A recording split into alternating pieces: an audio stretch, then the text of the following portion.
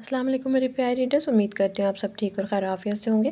صبح سے وہ زرغم کا انتظار کر رہی تھی، نہ جانے وہ کہاں چلا گیا تھا۔ پورے گھر میں وہ یہی اداس اداس گھومتی رہی، کسی کام کو ہاتھ نہیں لگا سکتی تھی کیونکہ زرغم نے اسے سختی سے منع کیا ہوا تھا کہ وہ کوئی کام نہیں کرے گی۔ سب کاموں کے لیے اس نے ایک ملازمہ رکھ دی تھی۔ وقار صاحب بھی گھر پر نہیں تھے، ورنہ ان سے ہی باتیں کرنی تھی۔ حد سے زیادہ اسے بوریت ہو رہی تھی، کچھ طبیعت بیزاری اور گھر میں اکیلا پن اسے بوجھل کر رہے تھے۔ ملازمہ کھانا لے کر آئی، لیکن اس کا دل کسی چیز کے لیے بھی نہ تھا۔ کھانا ویسے کا ویسے ہی پڑا رہا اور پھر ملازمہ اٹھا کر لے گئی۔ رات ہونے کو آئی تھی، لیکن زرغم کا کوئی نام و نشان نہ تھا۔ امرا بیڈ پر لیٹی مسلسل اسے سوچ رہی تھی، کتنی بار اسے کال اور میسج کر چکی تھی، لیکن اس نے کسی ایک کا بھی رپلائی نہ دیا۔ تبھی گاڑی کے ہارن کی آواز آئی۔ زرغم جلدی سے اندر آیا، اپنے روم کی طرف ہی بڑھنے لگا تھا کہ ملازمہ کے پکارنے پر رک گیا۔ صاحب جی، بی بی جی نے کھانا نہیں کھایا، صبح سے وہ آپ کا انتظار کر رہی تھیں۔ میں نے بہت بار کچھ نہ کچھ کھلانے کی کوشش کی، لیکن انہیں ہر بار منع کر دی۔ ملازمہ نے یہ سب اسے بتانا اپنا فرض سمجھا، کیونکہ بعد میں اس کی پکڑ ہوتی۔ اس کو رکھا ہی امرا کے خیال کے لیے تھا۔ اچھا تم جاؤ آرام کرو، میں دیکھ لوں گا تمہاری بی بی جی کو۔ زرغم نے دانت پیسے، جبکہ ملازمہ ہنستی ہوئی وہاں سے چلی گئی۔ کہاں تھے آپ؟ وہ جیسے ہی روم میں انٹر ہوا، بیڈ سے اتر کر اس کے پاس آئی۔ یار جانم، کام کر رہا تھا۔ وہ چیئر پر بیٹھ کر اپنی شو اتارنے لگا۔ کہاں کام تھا؟ وہ پھر سوال کر گئی، جبکہ وہ سیدھا ہو کر چیئر سے ٹیک لگا کر آنکھیں موند گیا۔ کہاں پر کام تھا؟ وہ اسی طرح اس کے پاس کھڑی سوال کرنے لگی۔ زرغم نے آنکھیں کھول کر ایک نظر اسے دیکھا اور پھر سے آنکھیں بند کر لی۔ امرا کچھ دیر اسے دیکھتی رہی، جس کے چہرے پر تھکن تھی۔ وہ آرام سے اس کے قدموں میں بیٹھی اس کے پاؤں سہلانے لگی۔ جیسے جیسے وہ اس کے پاؤں کو سہلا کر دبا رہی تھی، ویسے ہی زرغم کو سکون ملنے لگا تھا۔ نیند کی وادی میں گم ہونے ہی والا تھا کہ اس نے اپنا پاؤں اس کی گرفت سے آزاد کیے۔ امرا نے حیران ہو کر اسے دیکھا، جو اب جھک کر اسے اٹھنے میں مدد دے رہا تھا۔ اپنی گود میں بٹھا کے، تم ذرا یہ بتاؤ کہ کھانا کیوں نہیں کھایا؟ یار، زرغم نے اب بھی آنکھیں بند کی ہوئی اس سے پوچھا۔ امرا اسے غور سے دیکھنے لگی، اب اس کی بولتی اس کے سوال پر بند ہو گئی تھی۔ بتاؤ، وہ اب سرد لہجے میں بولا۔ بھوک نہیں تھی مجھے، اور آپ بھی نہیں تھے نا گھر پر، بابا بھی نہیں گھر، تو ایسے بھوک کیسے لگ سکتی تھی؟ وہ اس کے ماتھے پر سے بال ہٹا کر منہ بنا کر بولی۔ زرغم نے آنکھیں کھول کر اسے دیکھا اور اس کی منطق پر ہنسنے لگا۔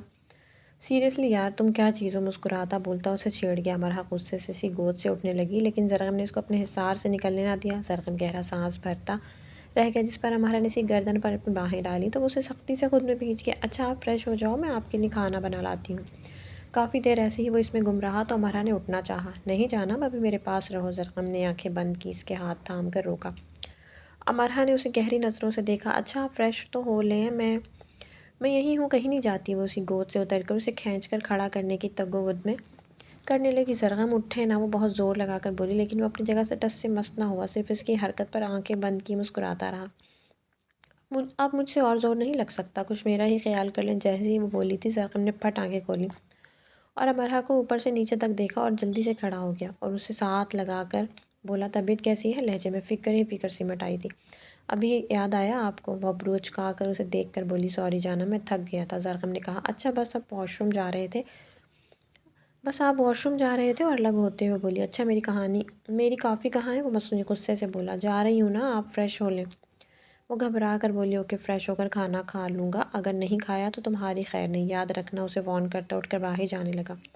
جبکہ وہ مسکرا کر کچن میں چلی گئی۔ زرغم فریش ہو کر باہر نکلا تو امرا کو آوازیں دینے لگ گیا۔ امرا جو اس کے لیے کافی بنا رہی تھی، اس کی آواز دینے پر کمرے میں چلی آئی۔ ان میں سے کون سی باسکٹ پہنوں ذرا بتاؤ؟ یہ کہتے ہوئے اس کے قریب آیا تو امرا عجیب نظروں سے دیکھنے لگ گئی، کیونکہ اس سے پہلے تو اس نے کبھی ایسا نہیں پوچھا تھا۔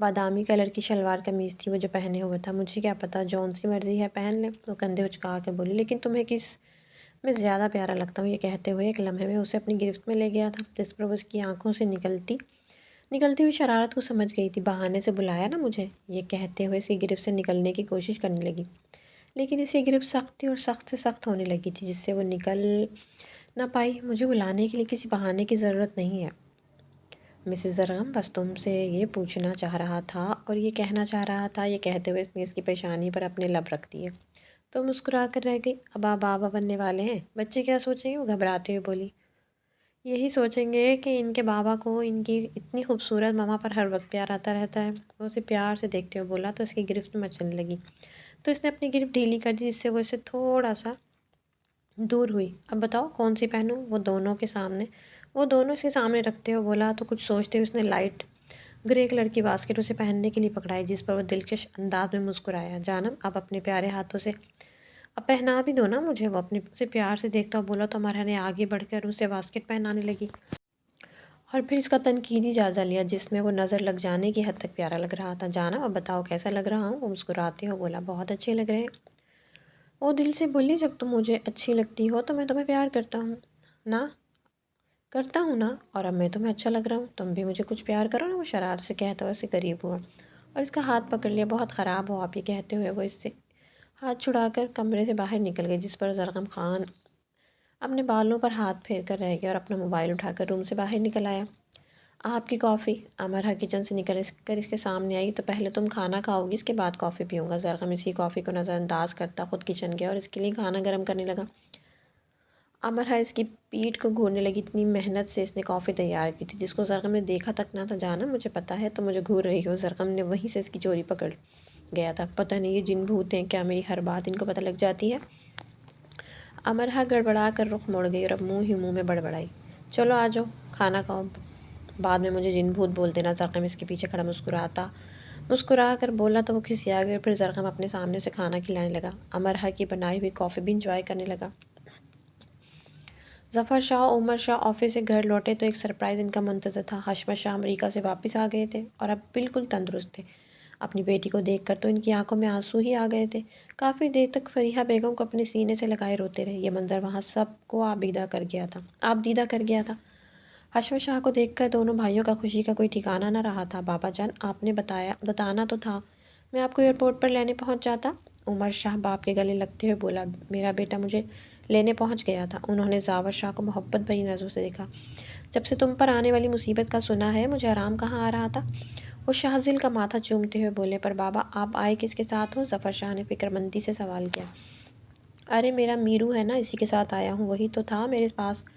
حشمت شاہ نے مسکرا کر کہا۔ محمل کا دل میراب کے نام پر بڑے زور کا دھڑکا تھا۔ اتنے میں میراب ان کا سامان لے کر اندر آیا اور سب سے ملنے لگا۔ محمل نے اسے حسرت سے دیکھا اور پھر اپنی نظریں اس پر سے ہٹا لی کیونکہ وہ اسے اگنور کر رہا تھا۔ زیادہ دیر اسے یہ سب برداشت نہیں ہو رہا تھا۔ آنکھوں میں آنسو آنے لگے تھے جن کو وہ بڑی مشکل سے ضبط کر رہی تھی۔ ادھر تو آؤ میرے گھر کی رونق۔ اب وہ وانیہ سے بڑے پیار سے مخاطب ہوئی تھی۔ دور کھڑی وانیہ جلدی سے آگے بڑھی تو انہوں نے وانیہ کے ساتھ ساتھ زاور کو بھی اپنے سینے سے لگا لیا۔ ایسا کرنے سے دونوں کے چہرے آپس میں ٹکرائے تھے۔ زاور کے ہونٹ وانیہ کے چہرے سے ٹچ ہوئے تو اس نے ایک دم اپنا چہرہ آگے کر لیا۔ وانیہ تو ایک لمحے کے لیے سٹپٹا کر رہ گئی تھی تو جلدی سے وہ ہٹ کر ساجدہ بیگم کے پاس بیٹھ گئی جہاں اس کی شامت آ گئی تھی۔ میری بچی تم کتنی سادہ رہتی ہو، میں تمہیں کتنا سمجھایا تھا لیکن شاید تم پر کسی بات کا اثر نہیں ہوتا۔ ساجدہ بیگم نے وانیہ کے سادہ حلیے کو دیکھتے ہوئے تھوڑا سا برہم ہوتے ہوئے بولی۔ واہ، پاس بٹھاتے ہی ساس والا کام شروع ہو گیا، بہو کی کلاس شروع ہو گئی۔ محمل بھی ایک دم سے پاس بیٹھتی ہوئی بولی جس پر ساجدہ بیگم نے اسی کمر پر تھپڑ مارا۔ میں اس کی ساس تھوڑی ہوں، میں تو اس کی ماں ہوں، بیٹی ہے یہ میری۔ وہ وانیہ کے پیار سے دیکھتی بولی، تو میں کون ہوں؟ میں ستیلی ہوں جو میرے ساتھ ایسا سلوک کیا جا رہا ہے؟ محمل نے ان کے تھپڑ کی طرف اشارہ کیا۔ تم تو پرائے گھر کی رونق ہو، میرے گھر کی رونق تو وانیہ ہے۔ ساجدہ بیگم نے صاف الفاظ میں اس کی بے عزتی کر ڈالی تھی جس پر وہ منہ بسورنے لگی اور وانیہ تو کھلکھلا کر ہنس پڑی تھی۔ آپ دونوں ذرا فریش ہو جائیں تو میں حلیمہ سے کہہ کر کھانا لگواتی ہوں۔ ساجدہ بیگم نے میراب اور حشمت صاحب دونوں کو دیکھتے ہوئے بولی، فریحہ پتہ ہے آج کتنے سالوں بعد مجھے لگ رہا ہے کہ ہم سب اکٹھے ہوئے ہیں۔ اب لگتا ہے میری حویلی پھر سے آباد ہو گئی ہے، جس کو نہ جانے کس کی نظر لگ گئی تھی۔ بی جان خوش ہو کر تھوڑا افسردگی سے بولی تھی۔ کھانا بہت خوشگوار ماحول میں کھایا گیا۔ باقی دیر تک سب لوگ بیٹھے باتیں کرتے رہے اور پرانی یادیں تازہ کرتے رہے، لیکن ایک فرد وہاں بیٹھا ایسا تھا جس کو اس حویلی کی خوشیاں زہر لگ رہی تھیں۔ اس کا بس نہیں چل رہا تھا کہ وہ حویلی کے ساتھ ساتھ اس مکینوں کو بھی آگ لگا دے۔ وانیہ کے ہنستے چہرے پر نظریں تھیں اس کی، میں تمہارے چہرے سے ہنسی کھینچ لوں گی، تم نے یہاں آ کر میرے کیے کرائے پر پانی پھیر دیا ہے۔ تمہاری ماں کے ساتھ جو کیا سو کیا، اب تمہارے ساتھ اس سے بھی بدتر ہوگا۔ وہ اپنی حسد والی نظر سے باز نہیں آئی تھیں۔ اب وہ وانیہ کے پیچھے ہاتھ دھو کر پڑ گئی تھیں جو بھول بیٹھی تھی۔ عزت اور ذلت اللہ کے ہاتھ میں، وہ جسے چاہے عزت اور جسے چاہے ذلت دے۔ انسان کے بس میں یہ اختیار نہ کبھی تھا اور نہ ہی کبھی آئے گا۔ زاور کو دبئی بزنس میٹنگ اٹینڈ کرنے جانا تھا اور میراب دونوں ہی چلے گئے تھے۔ وانیہ نے جب سے اس کے جانے کا سنا تھا وہ بہت ہی اداس ہو گئی تھی۔ اپنی کیفیت سے وہ خود پریشان تھی۔ زاور شاہ کے جانے کے بعد تو حویلی بالکل وانیہ کے لیے ویران ہو چکی تھی۔ پوری حویلی میں وہ بوکھلائی پھرتی رہی۔ رات کو اپنا بیڈ روم اسے عجیب لگ رہا تھا۔ زاور کے بغیر اسے کچھ بھی اچھا نہیں لگ رہا تھا۔ رات وہ زاور کی پک دیکھتی رہی اور دیکھتے دیکھتے نیند میں گم ہو گئی۔ تب اسے بہت ہی بھیانک خواب آیا۔ وانی، میں تو تمہارے بغیر رہ نہیں سکتا تھا، لیکن تم نے میرے ساتھ اچھا نہیں کیا۔ اب میں ساری زندگی تمہارے بغیر ہی رہوں گا۔ یہ تمہاری سزا ہے، مجھے جیتے جی مار دیا ہے۔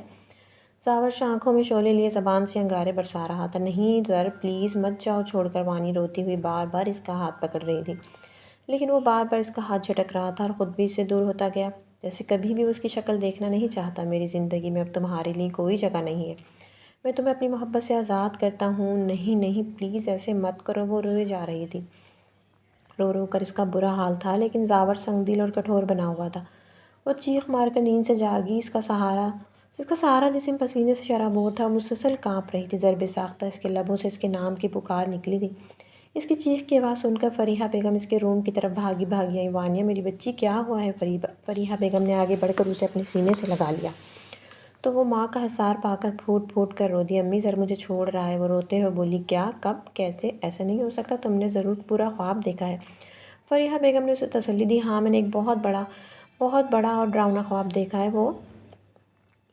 وہ چھوڑ دے گا مجھے امی، میں سچ کہہ رہی ہوں، وہ چھوڑ دے گا۔ اسے کوئی مجھ سے چھیننے کی کوشش کر رہا ہے امی، میں نہیں رہ سکتی اس کے بغیر۔ وہ زاروں قطار روتے ہوئے بولی تو فریحہ بیگم اپنا سر پکڑ کر بیٹھ گئی۔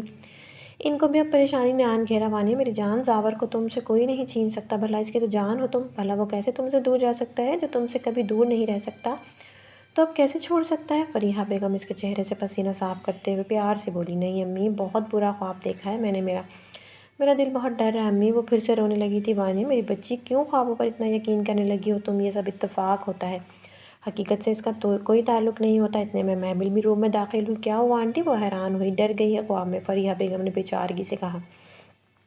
تب تک وانیہ تھوڑا سا سنبھل چکی تھی، لیکن وہ بے آواز آنسوؤں سے رو رہی تھی، جس کو دیکھ کر فریحہ بیگم تو بہت ہی تکلیف ہو رہی تھی۔ محمل نے آگے بڑھ کر اسے گلے سے لگا لیا۔ میری جان، پریشان نہیں ہوتے، کل زاور بھائی آ جائیں گے اور میں تمہاری خاطر ان سے لڑوں گی بھی کہ وہ تمہیں چھوڑ کر کیوں گئے، تمہیں ساتھ بھی لے کے جا سکتے تھے۔ وہ اسے پیار سے پچکارتے ہوئے بولی، لیکن اس کے رونے میں شدت آ گئی تھی۔ محمل، خواب میں وہ مجھے کہہ رہے تھے کہ وہ مجھے چھوڑ دیں گے، وہ ہچکیاں لیتے ہوئے بولی تو محمل بے بسی سے فریحہ بیگم کو دیکھا۔ محمل بیٹا، آپ جاؤ، جا کے سو جاؤ، میں یہاں ہوں، میں آج اسی کے روم میں سوؤں گی، فریحہ بیگم نرمی سے بولی تو محمل وانیہ کو تسلی دیتے کچھ دیر بیٹھ کر وہاں سے چلی گئی تو فریحہ بیگم بیڈ پر اس کے ساتھ لیٹ گئی۔ وانیہ، میری جان، تم میری زندگی کا واحد اثاثہ ہو، میں تمہیں دیکھ کر جیتی ہوں، میری آنکھوں کا نور ہو۔ تمہارے باپ کی وفات کے بعد زندگی میں میرے لیے کچھ بھی نہیں ہے میری جان، میں تمہاری ماں، تمہیں دیکھ کر جیتی ہوں۔ اس کے بالوں میں اپنی انگلیاں پھیرتے ہوئے بولی تو وانیہ بے ساختہ ماں کے سینے سے لگ گئی تھی۔ امی، میں زر کے بغیر نہیں رہ سکتی، وہ میری روح میں بسنے لگا ہے۔ وہ بات جو اپنی ماں کی آنکھوں میں دیکھ کر نہیں کہہ سکتی تھی، اب اپنی ماں کے سینے میں منہ چھپائے ہوئے بولنے لگی۔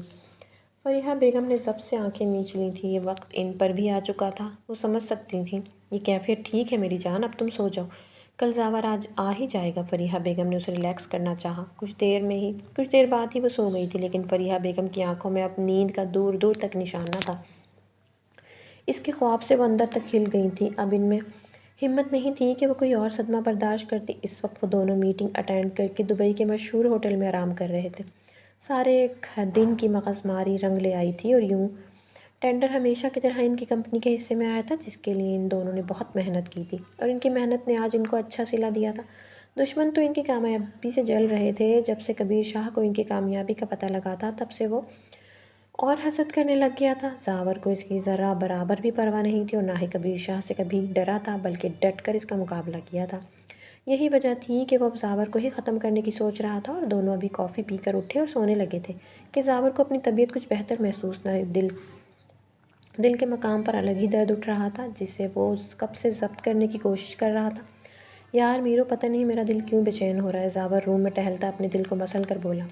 زیادہ مسئلہ ہے تو ڈاکٹر کے پاس چلیں، میراب نے پریشان ہو کر کہا۔ نہیں یار، مجھے وانی کی یاد آ رہی ہے، وہ بہت۔ زاور اب بے بس سا بیڈ پر گر سا گیا تھا۔ میراب نے ٹھنڈی سانس بھری۔ زاور، ایک دن صرف ہوا، تم اس سے دور ہو رہی ہے، حال ہو رہا ہے تمہارا۔ میراب نے گھور کر دیکھا۔ تمہیں عشق جو نہیں ہوا؟ جب عشق ہوگا تم تب میری فیلنگ کو سمجھ جاؤ گے۔ زاور کی اتنی سی بات پہ ہی میراب کو چپ لگا دی تھی، لیکن اسے یوں پھر سے بے چین گھومتے دیکھ کر وہ بولے بنا نہ رہ سکا۔ یار زاور، اب جتنا اتنا بے چین ہو تم، اسے کال کر لو نا، تمہاری بے چینی بھی دور ہو جائے گی۔ میراب نے تو اپنی طرف سے بہت اچھا مشورہ دیا تھا، لیکن زاور صاحب تو الگ ہی دنیا میں گم تھے۔ نہیں یار، میرو سو گئی ہوگی، میں اس کی نیند خراب نہیں کرنا چاہتا۔ اس کا مشورہ رد کر گیا جس میں میراب نے اسے سخت کھوری سے نوازا۔ تم مرو پھر یادوں میں میرا سونا بھی حرام کیا ہوا ہے۔ میراب کمبل منہ تک کر کے منہ میں بڑبڑایا تو زاور اس پر کہکہ لگا کر ہنس پڑا۔ اب تمہارے دانت کیوں نکل رہے ہیں؟ میراب نے کمبل ہٹا کر اسے خونخوار نظروں سے گھورا۔ کچھ نہیں، کچھ ایسے لوگوں پر ہنسی آ رہی ہے جو انجان اور لاپرواہ بن رہے ہیں لیکن اندر ہی اندر سے وہ بھی کسی کو یاد کر رہے ہیں۔ زاور شاہ نے اس کی چوری پکڑی تو وہ حیران ہوا۔ تم چیز کیا ہو زاور؟ میراب نے پاس پڑا تکیہ اسے کھینچ مارا جو کیچ کرتا ہنس رہا۔ تمہیں بہت مزے کی چیز نہیں یہ وانی جانتی؟ شرارت سے آنکھ مارتا وہ میراب کو چھیڑ رہا تھا جب اسے گھورنے میں مصروف تھا۔ ویسے آپس کی بات ہے، تم اسے اگنور کیوں کر رہے ہو؟ زاور نے بیڈ پر لیٹ کر اس سے پوچھا۔ بس اس نے شادی سے انکار کیا تھا اسی لیے۔ میراب نے آج تک اس سے کوئی بات نہیں چھپائی تھی، اب بھی وہ اس سے نہ چھپا سکا تو اصل بات اس کے گوشِ گزار کی، یعنی اتنی سی بات پر تم نے اس سے بات کرنا چھوڑ دی؟ زاور نے حیرانگی سے اسے دیکھا۔ یہ اتنی سی بات نہیں ہے یار، 4 سال ہو گئے نکاح کو، اسے بھی تو مجھے سمجھنا چاہیے نا، میں نے اتنا ساتھ دیا اس کا، اب وہ میرا نہیں دے سکتی؟ اسے بولا تھا، منایا بھی کہ صرف شادی ایک بار کر لو، میں سب سنبھال لوں گا، تمہاری خواہش بھی کبھی رکاوٹ نہیں بنوں گا۔ لیکن اس نے کیا کیا؟ ماما کو کہہ کر اپنی بات منوا لی اور شادی پھر سے 4 مہینے لیٹ ہے۔ آخرکار اس نے زاور کے سامنے اپنے دل کی بات کہہ دی تھی۔ اچھا یہ بات ہے، چل تو ٹینشن نہ لے، میں کچھ کرتا ہوں، تیری شادی اسی مہینے ہوگی، تیرا یار ابھی زندہ ہے تو فکر نہ کر۔ زاور نے منٹوں میں اس کی پرابلم حل کر دی تھی، جس پر میراب کھلے دل سے مسکرایا اور سکتا سانس لیا۔ اب تیری طبیعت کیسی؟ میرو نے اس کے چہرے کی جانب دیکھا جو آنکھیں موند گیا تھا۔ میری طبیعت تو وانی کے پاس جا کر ہی ٹھیک ہونی، آگے تو خود سمجھدار ہے۔ کھلے لفظوں میں پھر اس نے بے باکی کی حد کراس کی تو میرو جل بھن ہی گیا۔ تو ہے ہی خبیث انسان، کچھ اچھے کی امید تجھ سے ہے ہی نہیں۔ میراب اس کو کوستا ہوا سونے لگا کیونکہ کل دونوں کی صبح پاکستان جانے کی فلائٹ تھی اور دونوں کو ہی جلد اٹھنا تھا۔ زاور تو مسلسل وانے کے خیالوں میں گم تھا، اسے ہی سوچتے سوچتے کب نیند میں چلا گیا پتہ ہی نہ چلا۔ کہتے ہیں کہ دوستی کا رشتہ بھی انسانیت کی پہچان ہے، لیکن احساس کا رشتہ سب رشتوں پر بھاری ہوتا ہے۔ جب خون کے رشتوں میں احساس نہ ہو تو اس کی کشش ختم ہو کر رہ جاتی ہے، اور جس دوستی کے رشتے میں احساس ہو تو وہ خون کے رشتے سے آگے بڑھ جاتا ہے، جیسے زاور اور میراب کی دوستی تھی۔ دونوں ایک دوسرے کے لیے جان دیتے تھے، یہ اب سے نہیں، ان کا ساتھ بچپن سے تھا، اور دونوں تب سے ہی ایک دوسرے کے رازدار بھی تھے، کسی اور کو ان کی ضرورت پیش نہ آئی تھی۔ دوپہر کے وقت سب لاؤنج میں جمع تھے اور وانیہ بھی حشمت شاہ کے پاس بیٹھی ہوئی تھی۔ اب کیسی ہے میری شہزادی بیٹی؟ انہوں نے اس کا ماتھا چوم کر پوچھا تو وہ مسکرا دی۔ ٹھیک ہوں نانا جان، وہ ان سے ادب سے بولی۔ کیا ہوا؟ میری بچی بھی جان بھی وہیں آ کر بیٹھ گئی۔ اماں ڈر گئی تھی وانیہ رات کو، زاور بھی پاس نہیں تھا نا، تو اس لیے اکیلی تھی تو خواب میں ڈر گئی تھی۔ فریحہ بیگم نے بات سنبھالتے ہوئے ان کو بتایا، اور وانیہ کو صبح ہی منع کر چکی تھی کہ اپنا خواب کسی کو نہ بتائے، کیونکہ وہ نہیں چاہتی تھی کہ حاسدین تک یہ بات پہنچے اور معاملہ ہاتھ سے نکل جائے۔ موقع دیکھ کر وہ خود زاور شاہ سے بات کرنے کی ٹھان چکی تھی۔ میری بیٹی ہے ہی اتنی خوبصورت، لگ گئی ہوگی کسی منحوس کی نظر میں، نظر اتارتی ہوں۔ ساجدہ بیگم کو جب سے اس کی طبیعت کا پتہ چلا تھا تب سے وہ یہی کہی جا رہی تھی کہ میری بہو کو نظر لگ گئی ہے۔ ان کی اس بات پر وہاں بیٹھے سب لوگ ہنسنے لگے، لیکن ان کو تو بس اپنی بہو سے مطلب تھا۔ چچی تو یہ سب دیکھ کر ناک منہ چڑھانے لگی، ان کو وانیہ ایک آنکھ نہیں بھاتی تھی۔ ایسے میں حویلی کے احاطے میں زاور شاہ کی گاڑی آ کر رکی۔ وہ گرے کلر کی شلوار قمیض پہنے، اوپر ہم رنگ واسکوٹ پہنے گاڑی سے باہر نکلا۔ ایک دم سے ہی سب اس کی طرف متوجہ ہوئے تھے جو لاؤنج میں بیٹھے وانیہ کی طبیعت کا ذکر کر رہے تھے۔ وانیہ جو رات سے ہی پریشان تھی، اسے دیکھ کر ایک دم سے اپنی جگہ سے اٹھی اور بھاگنے کے انداز میں زاور کی طرف بڑھی۔ کیوں چھوڑ کر گئے تھے آپ مجھے؟ میں کیسے رہ سکتی ہوں تمہارے بغیر؟ اب میں تمہارے ساتھ بالکل بھی بات نہیں کروں گی، یہ کہتے ہوئے اس کے گلے لگ کر پھوٹ پھوٹ کر رونے لگی۔ زاور شاہ تو اپنی جگہ ششدر کھڑا رہ گیا۔ کیا ہوا ہے وانی؟ وہ ہاتھوں سے اس کا چہرہ اٹھاتی ہوئے بولا تو اپنی جگہ پر ہل کر رہ گیا، کیونکہ ایک ہی رات میں اس کا چہرہ سرسوں کے پھول کی مانند پلاہٹ لیے ہوئے تھا۔ وانیہ کو ایک دم سے سب کی نگاہوں کا احساس ہو تو اس سے تھوڑی دور ہٹی تھی۔ سب ان دونوں کو مسکراتی آنکھوں سے ایسے دیکھ رہے تھے۔ وانیہ اپنی حرکت پر شرمندہ سی ہو گئی تھی، لیکن زاور نے دوبارہ اسے اپنے بازو کے حصار میں لے لیا اور اس کی حالت دیکھ کر کافی پریشان ہو گیا تھا۔ چلو روم میں چل کر بات کرتے ہیں، یہ کہتے ہوئے وہ اسے روم میں لے جانے لگا تو چچی بیگم ایک دم سے زبان کی خجلی ہوئی اور تپ کر بولی، ابھی زاور کو سانس تو لے لینے دو، اور پھر تمہاری شکایتیں لگاتی رہنا، تو وہ پہلے ہی تمہارا دیوانہ ہے، اب اور کیا کرو گی؟ وہ اسے غصے سے دیکھتے ہوئے بولی، دل میں کہیں ان کا ڈر تھا کہ کہیں ان کی شکایت نہ لگا دے۔ زاور کو کیا ہوا ہے ایسا چچی جو وہ مجھ سے شکایت کرے گی؟ اس نے کبھی مجھے کسی سے بھی وزن کرنے کی کوشش نہیں کی، یہ کام آپ خود ہی سر انجام دے رہی ہیں۔ وہ ان کی طرف دیکھ کر غصے سے بولا، تم چپ نہیں رہ سکتی؟ بیچ میں بولنا لازمی تھا۔ عمر شاہ نے اپنی بیوی کو جھڑکا جس پر وہ منہ بنانے لگیں۔ تم لوگ جاؤ بیٹا، آرام کرو۔ حشمت شاہ نے ماحول گرم ہوتے دیکھ کر ان دونوں کو وہاں سے ہٹایا۔ باقی سب بھی چچی کی بات پر افسوس ہی کرنے لگے تھے۔ چلو وانی، روم میں، یہ کہتے ہوئے آگے بڑھا روم میں انٹر ہوتے ساتھ اس نے اپنا واسکوٹ اتار کر صوفے پہ رکھا اور اپنی گھڑی بھی اتار کر سائڈ پر رکھی۔ اب بتاؤ مجھے کیا ہوا ہے؟ وہ اس کا ہاتھ اپنی گرفت میں پکڑتے ہوئے بولا۔ سر، میں نے رات کو ایک بہت برا خواب دیکھا تھا جس میں آپ مجھے چھوڑ کر کہیں جا رہے تھے۔ یہ کہتے ہوئے اس کے ہاتھ پر اپنا سر رکھ کر رونے لگ گئی۔ تم پاگل تو نہیں ہو گیوانی؟ زاور شاہ یہ دنیا چھوڑ سکتا ہے لیکن تمہیں چھوڑنے کا تصور بھی نہیں کر سکتا۔ اس طرح خیال دل سے نکال دو کہ میں تمہیں کبھی چھوڑ سکتا ہوں۔ تم یہاں پر دھڑکتی ہو، میری روح میں بستی ہو وانی۔ یہ کہتے ہوئے اس نے اسے اپنے سینے میں بھینچ لیا تھا اور کتنی دیر تک اسے محبت کی یقین دہانی کرواتا رہا جس پر وانیہ کے دل کو بھی سکون آیا تھا۔ زاور کی شدت بھری محبت کی وادی ہوتی جا رہی تھی۔ زاور نے اس کے لبوں پر اپنے لب رکھے اور اپنی پیاس بجھانے لگا۔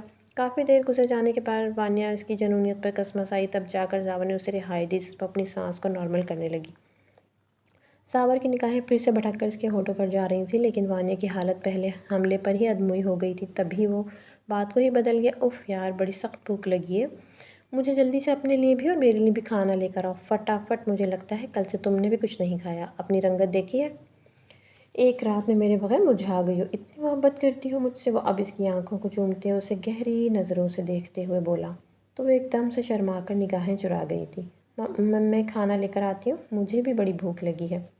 بڑی بھوک لگ رہی ہے؟ اس کی نظروں سے گھبرا کر وہ اپنا آپ اس کی گرفت سے چھڑوا کر کچن کی طرف چلی گئی اور سوچنے لگی کہ اس ایک انسان سے ہی اس کی زندگی میں ساری کی ساری بہاریں ہیں۔ وہ گیا تو اسے یوں لگتا تھا کہ سارا کچھ ہی ویران ہو کر رہ گیا ہے۔ وہ اب جب واپس آیا تو اسے لگا کہ جیسے ہر طرف بہار آ گئی ہو، زندگی لوٹ آئی ہو۔ جبکہ روم میں زاور بھی کچھ ایسا ہی سوچ رہا تھا کہ اسے اپنی کل کی طبیعت یاد آ گئی، یعنی وانیہ کی بھی طبیعت کچھ ایسی ہی تھی اور وہ اس بات پر اس کے ہونٹوں پر بہت گہری مسکراہٹ آن ٹھہری تھی۔ یار جانم، ہمارا بیبی کیسا ہوگا؟ زرغم امرہا سے پوچھنے لگا جس کی آنکھیں اب نیند سے بحال ہو رہی تھیں۔ کافی دیر سے اسی بات پر بحث ہو رہی تھی جس پر امرہا نے ضد لگائی ہوئی تھی کہ وہ دوائی نہیں کھائے گی کیونکہ وہ کڑوی ہوتی ہے، لیکن زرغم نے اس کو ایک نہ چلنے دی اور بہت ہی ہوشیاری کے ساتھ زرغم نے اسے باتوں میں لگا کر ساری کی ساری میڈیسن کھلا دی تھی جس پر وہ ناک منہ چڑھاتی تھی اور کھانے سے ہی منع کر دیتی تھی۔ اسے میڈیسن دینا بہت ہی مشکل کام تھا جو زرغم نے بڑی آسانی سے سر انجام دے دیتا تھا۔ خان، مجھے نیند آ رہی ہے، کہتے اس نے آنکھیں موند لیں۔ اس کے کندھے پر سر رکھ دیا جیسے وہ بہت تھک گئی ہو۔ میرے بالوں میں انگلیاں چلائیں نا۔ وہ اب اس کا ہاتھ اپنے بالوں پر رکھتے ہوئے بولی تو زرغم مسکرا دی۔ یہ عادت اسی نے اس کو ڈالی تھی۔ اب ایسا تھا کہ جب وہ انگلیاں اس کے بالوں میں نہ پھیرتا تو اسے نیند بالکل بھی نہیں آتی تھی، لیکن میرا سونے کا کوئی موڈ نہیں ہے جانا۔ وہ اس کا چہرہ اوپر اٹھاتے ہوئے بولا تو اس کے سینے پر مکے مارنے لگ گئی۔ خان، سچی مجھے سخت نیند آ رہی ہے، جو کہا ہے وہ کرے، وہ اب روب سے بولی تھی۔ جب سے وہ پریگننٹ ہوئی تھی زرغم پر تھوڑا بہت حکم چلا لیا کرتی تھی اور وہ بھی خوشی خوشی اس کی مان لیا کرتا تھا۔ اچھی دعاؤں سے بھائی، اگر شریف شوہر مل جائے تو بیوی کو ایسے نہیں کرنا چاہیے۔ وہ اب اس نے اس کے بالوں میں انگلیاں چلاتے ہوئے کہا۔ خان، آپ شریف ہو، آپ بے شرم ہیں حد سے زیادہ۔ یہ کہہ کر وہ پھر اس کے سینے پر ہاتھ مارنے لگ گئی جس پر زرغم نے اسے گھورا۔ جانم، تمہارے مارنے کے لیے کتنی تیز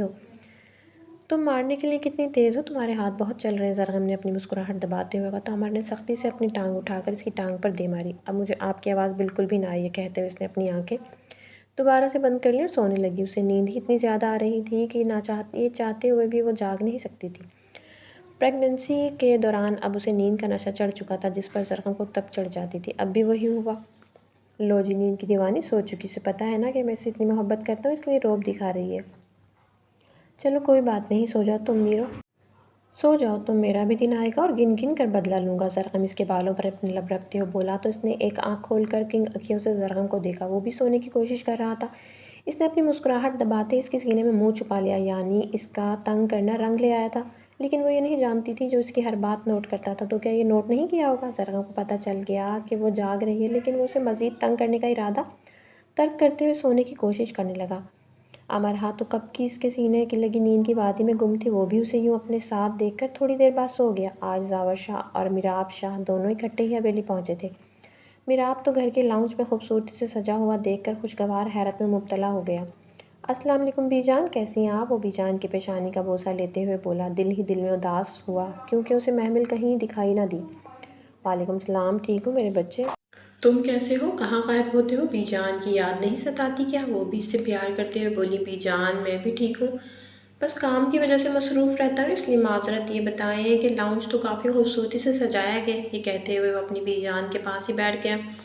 تمہاری بیگم کا کمال ہے، تم یہ بتاؤ زاور بھی تمہارے ساتھ آیا تھا نا، تو کدھر ہے وہ؟ اسے بتا کر اب وہ زاور شاہ کا پوچھنے لگ گئی۔ میرے ساتھ ہی آئے ہیں موصوف، شاید فریش ہونے کے لیے اپنے روم میں گیا ہے۔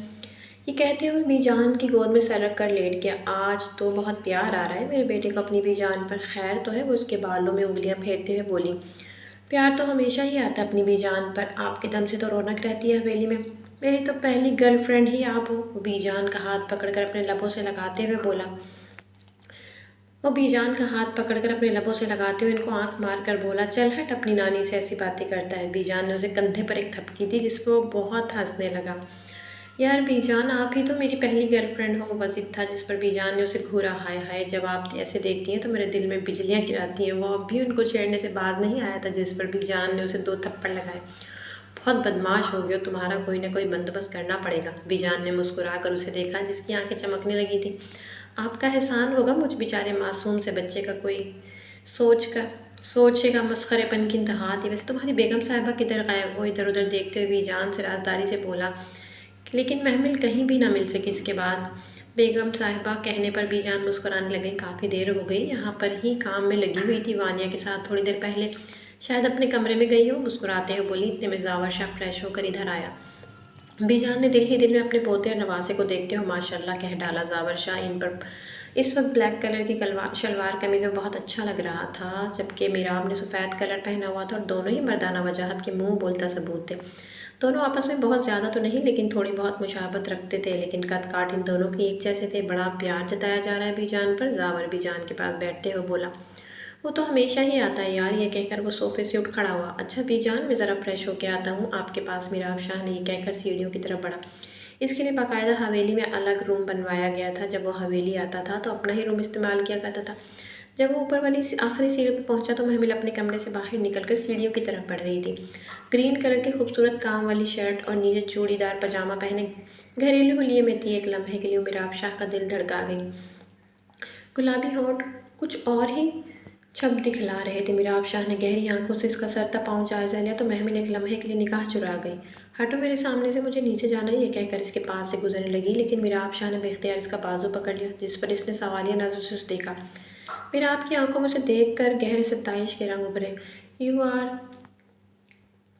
Cute, so beautiful, Meerab Shah بے اختیار کہہ گیا۔ Thank you so much. وہ اپنا بازو چھڑوانے کی کوشش کرنے لگ گئی، لیکن میراب کی گرفت سخت تھی۔ ایسے کیسے بیگم صاحبہ، آپ کا تھوڑا عملی خراج پیش کرنا چاہ رہا ہوں اور تم ہو کہ مجھے روک رہی ہو؟ میراب شاہ کی آنکھوں سے نکلتے پیغام اس کے لیے بالکل نئے تھے۔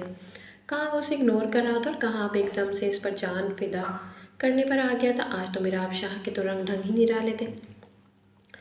مجھے دیر ہو رہی ہے، پلیز میرا بازو چھوڑ دو، مجھے جانے دو، محمل نور اسے دلنگ آنکھیں دکھاتے ہوئے بولی تو وہ ہلکا سا مسکرایا۔ وہ جانتا تھا محمل اس سے بہت زیادہ ناراض ہوگی، لیکن اس کی وجہ یہ بھی خود ہی تھی۔ ہاں یار، واقعی دیر ہو رہی ہے، مجھے جلد ہی کچھ کرنا پڑے گا، میراب شاہ زومانی انداز میں بولا۔ بی جان کے پاس بیٹھے زاور شاہ کی تیز نظروں سے یہ منظر پوشیدہ نہ رہ سکا۔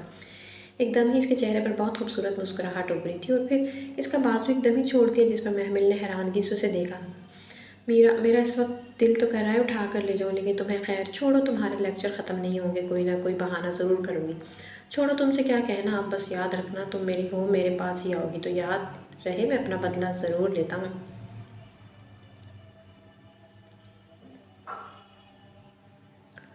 اوکے جاؤ، اب سرد لہجے میں بولتا اسے راستہ دے کر خود اپنے روم کی جانب بڑھ گیا، جبکہ محمل اپنے آپ کو بڑی مشکل سے کمپوز کرتے ہوئے نیچے آئی۔ کیا کہہ رہا تھا میرو؟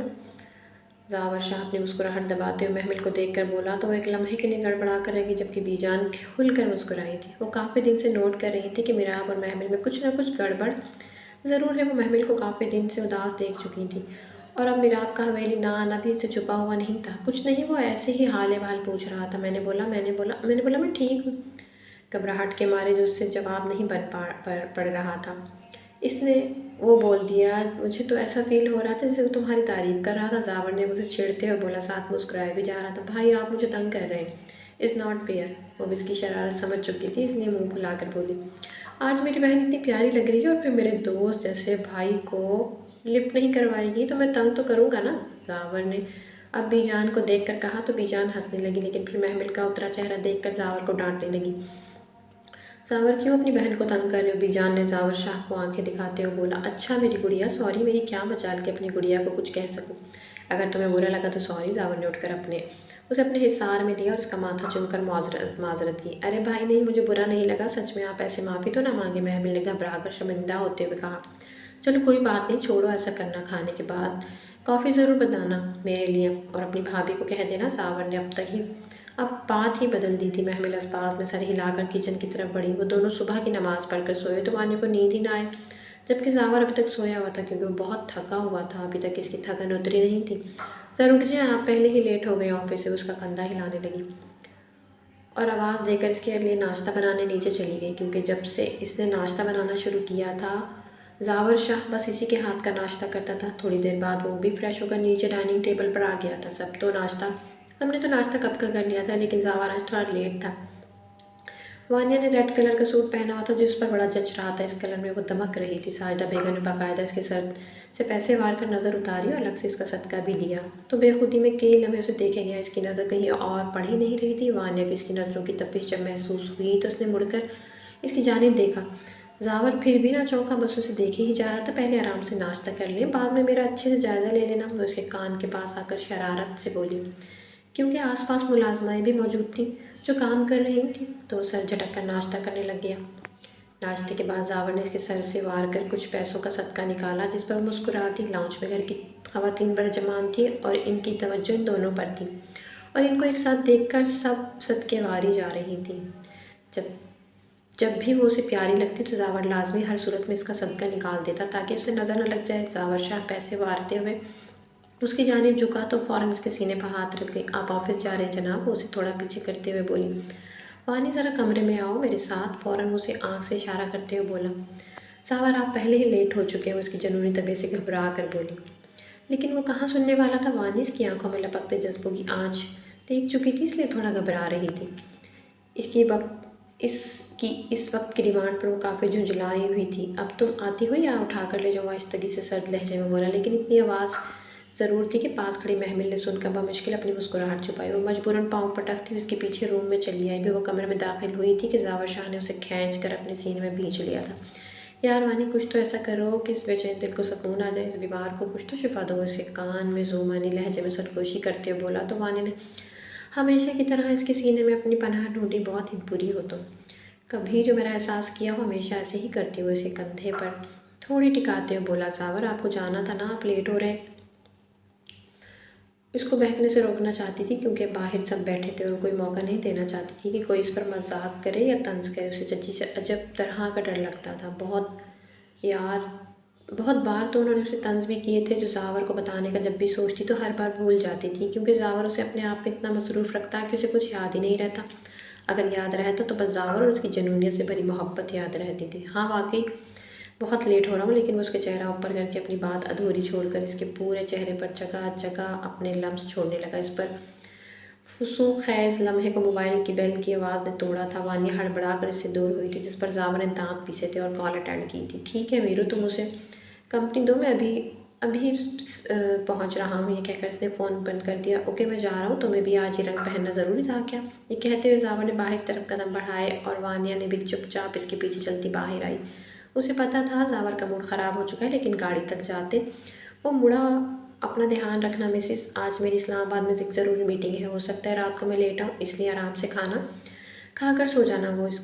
اوکے، اور اتنا سیدھا مت سوچنا، اور الٹا سیدھا مت سوچنا، اس نے اس کا ماتھا چوم کر بڑے ہی پیار سے اسے کہا اور ساتھ ہی وارن بھی کر گیا، جس پر وہ فرمانبرداری سے سر ہلا گئی، جبکہ زاور اسے دیکھ کر گہرا سانس بھر کر گاڑی میں بیٹھ گیا اور حویلی سے گاڑی نکال کر چلا گیا۔ وانی کچھ دیر وہیں کھڑی رہی، پھر وہ بھی اندر کی طرف بڑھ گئی۔ اوپر ٹیرس سے چچی نے یہ منظر ناگواری سے دیکھا تھا، ان کا بس نہیں چل رہا تھا کہ وانی کو جلا کر خاکستر کر دے، لیکن اتنی جلد بازی بھی وہ کچھ بھی نہیں کرنا چاہتی تھی ان سب کے لیے۔ ان کو اپنے بھائی کبیر شاہ کی مدد درکار تھی جو ہر کام میں ان کا پارٹنر ہوتا تھا، اور اب بھی وہ ان سے رابطہ کرنے کا سوچ رہی تھی۔ تو میرے پیارے ریڈرز، امید کرتی ہوں کہ اسٹوری آپ کو اچھی لگی ہو۔ اگر اسٹوری اچھی لگی ہو تو کمنٹ باکس میں اپنی قیمتی رائے کا اظہار ضرور کیجیے گا۔